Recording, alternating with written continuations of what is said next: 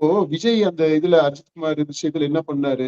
பொதுவுல அவரே முன்னின்று ஒரு போராட்டத்தை நடத்தினாங்க.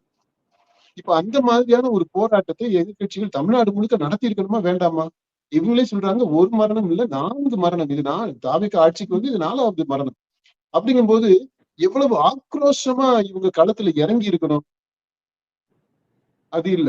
அடுத்து இந்த விஷயத்தை பொறுத்த மட்டும் அவரு மாற்றுத்திறனாளி. அப்படிங்கும்போது இன்னும் வேகமாக இவங்க அந்த போராட்டத்தை கையில் எடுத்திருக்கணுமா?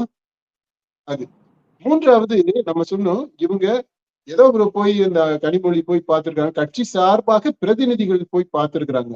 கட்சி தலைவர் போய் பார்க்கல.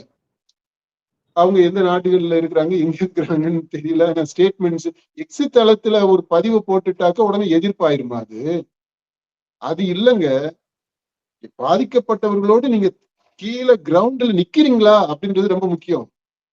அவங்களோட சேர்ந்து நிக்கிறீங்களான்றது. சும்மா ஒரு ஸ்டேட்மெண்ட்டை சொல்லி விட்டுட்டு போறதுல என்ன இருக்கு? அது அடுத்தது நீங்க என்ன நிவாரணம் கொடுத்தீங்க?